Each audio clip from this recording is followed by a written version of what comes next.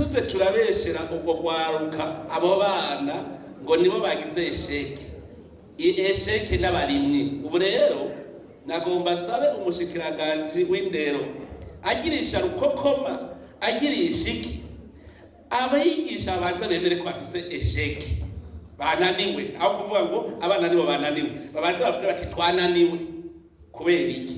Bace babaza ikibazo rero bati kubera iki twananiwe, bace bajako rero bacike. Hanyuma je ndazi ko bazotora umuti, kuko ivyo bavuga vyose nuko mutaba muri kumwe nabo. Jewe hari hahandi natunganije inama y'abavyeyi, abanyeshure n'abigisha n'abajeje intwaro, tugira twige igituma abana batamenya.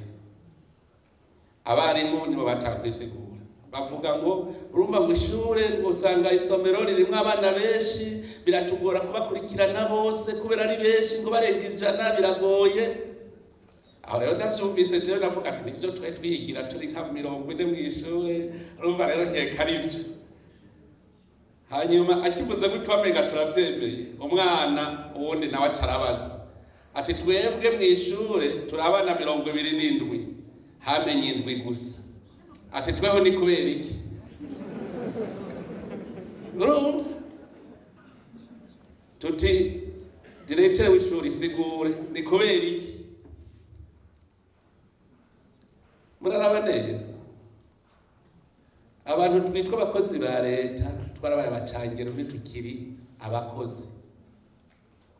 Umunsi twavuye mu bucangero tubavuga tuti ubu ntegeza gukora hanyuma umwimbo uboneke, uzotuboneka.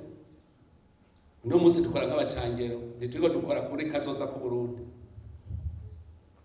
None wokorera kazoza ku Burundi nimwiyumvire ko twaba tuvuga ngo urasiga umugani. None aha turakenyeye twe tuvuge ngo twiga neza ngo turazi vyinshi tuzi ko atabo dusize inyuma. Amakosa dukora ni menshi na twirabe. Je mfata yuko gwaruka mwe muri giterwa twe natwe turiko turabafasha kurondera kazoza, nitwe turabarimyi.